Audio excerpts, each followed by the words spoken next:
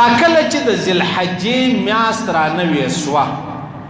نو اوس جناب نبی کریم مبارک صلی الله علیه وسلم فرمایي چې کوم سړی د قربانۍ اراده لري هغه دې دا میاشت چې کله راښکاره سوه دا 10 ورځې نوکان را واخله بیشتان را واخله ژره را واخله سر را واخله یعنی مطلب تاسو دا کوئ مه دا پرېږدئ ولې پرېږدو هغه وجه دا د پیغمبر علیه السلام مبارک فرمایي چې په دې کې به الله رب العزت و تا ته ډېر لوی اجرونه درکړي اجر نو څنګه میلاویږي اجر داسې میلاویږي عزیزانو چې دا کار دی د حجانو نو موتا گویا حج لرنی تللی التا حجان دا کار کوي دا غلا سورج را واخله خاص کر دا بیا خلق نکان حجان نکانم نه پرې کوي بریتون او ژر سرم را واخله سیسو نزمر به د دې سره مشابهت راشي پوښوي دا هغه څوک چې د قربانۍ اراده لري اوس یو سړی وایي یاره زه د قربانۍ اراده نه لرم یو صحابي رالی د ابو داود حدیث دی پیغمبر علیه السلام مبارک ته ویلی ولی یا رسول الله زه د قربانۍ وس نه لرم نو زما دپاره څه کول پکار دي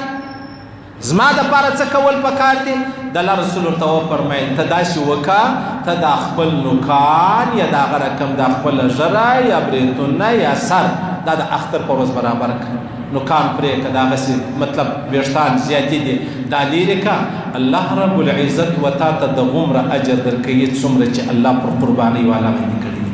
قربانۍ والا ته الله رب العزت څو اجرونه ورکوي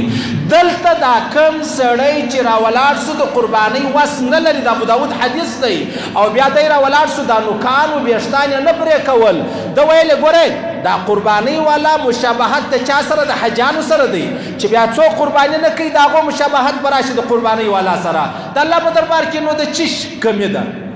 د بخښلو کمي ده یا د بخښلو کمي نه ده الله رب العزت به هر چا ته خپل خپل اجر ورکړي عبدالله ابن عمر رضی الله عنهما یوه ښځه ولیدله دغه مستدرک د حدیث نقل کړی دی چې ویلیدله هغه د خپل بچي ویښتان ورکشني کول یا یې ورخریل ده ورته ویلې کشکې دې د اختر بعد یا د اختر په ورځ باندې ورکړې وای نو دلته دا معلومه سوه چې ضروري نه ده چې خامخا څوک قرباني کوي د قربانۍ بغیر یو سړی مسلمان دی هغه وایي یاره زه دا نوکان نه اخلم یا د سر ویښتان داسې نه کومه نو د هغه دپاره چې دي د هغه دپاره هم پر دې باندې لوی اجرونه چې دي هغه میلاویږي اوس دا خبره چې ما درته وکړه عزیزانو دا ضروري نه ده دا لازمي نه ده دا فرض نه ده دا واجب و هغه سنت نه ده چې ته ګناهګاره کېږي ها مستحب کار دی په کولو الله رب العزت ته ډیر اجرونه درکوي صحیح سلو جنګونه مه کوئ بس خلک نارې کړي هله نوکان مه پرې کوه هله فلانی یاره که د چا په وسه پراوله ویې کړله ډېر لوی اجرونه دي که نه وکړه پروا نه لري یو سړی دی هغه دا نوکان 40 ورځې کېږ نه دي پرې کړي بیا خو ضروري ده لازمي ده ته به دا نوکان پرې کوې دا د هغه چا دپاره دا خبره ده چې کله یو سړی د قربانۍ اراده لري خاص کار او بیا په هغه کې دا خبره ده چې یو سړی وس لري مجبوری نه زیاتوب نه لازمیتوب نه زموږ خلک خو به دا نه پوهېږي ورته وایي چې یاره نوکان مه پرې کوه دی چې وایي فرض ده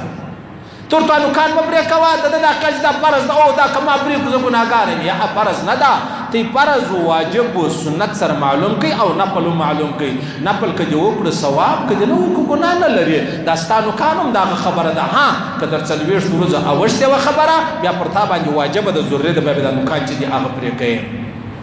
عزیزان مسلم خو د قربانۍ څه بیخي ډېر زغلو قرباني ډېره ګرانه راته ښکاري عجبه خبره دا د عزیزانو که د دې قربانۍ پیسې الله راته ویلي چې خامخا به صدقه کوې بیا به موږ څه کوو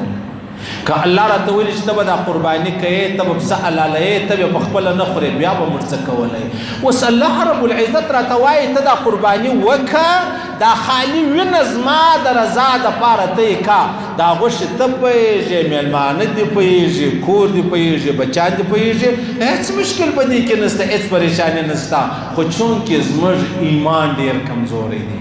زموږ ایمان کمزوری دی نو داسې ګرد کال غنیان یو ګرد کال مالدار یو ګرد کال د پسه غوښه راوړو که دلته په یوه واره تا د یوې میاشتې څخه راواخیستې دا پسه دې حلال کړي د کور دپاره لږ کېښوله ګرانه خبره ده بده خبره ده الله راضي رسول راځي د ابراهیم علیه السلام سنت او بیا ستا د ایمان نشانی بیا د جنت علامه او ما ته دومره شاته ځغلو وجه څه ده وجه دا ده چې زموږ ایمان نه پر الله نه پر رسول نه پر قرآن نه پر ابراهیم علیه السلام نه د پیغمبر علیه السلام پر سنتو باندې قوي ده. الله رب العزت موږ ته توفیق راکړي عزیزانو. په دغه ورځ خلک ډېر چمونه کوي وخت او بله خواته شي وایي وایي یاره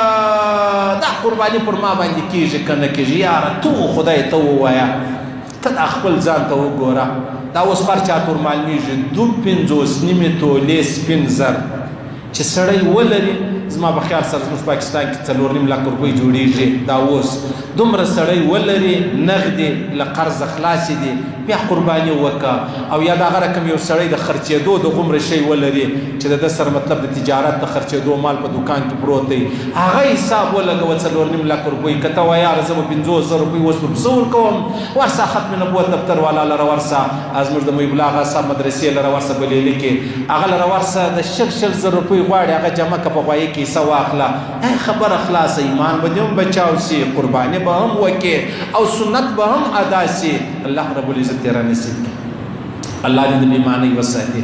الله دې د رښتیا او ایمان را نصیب کړي. اوس خو پر موږ باندې تر ټولو زیات چې ډېر ګران دی عزیزانو ډېره راته ګرانه ده هغه ایمان دی. ایمان ډېر زور راته غواړي. ایمان زموږ دپاره ډېر لوی مشکلات نعوذ بالله پیدا کړي دي او د هغه ایمان زما او ستا د بقا او زما او ستا د نجات لاره ده او سبب دی.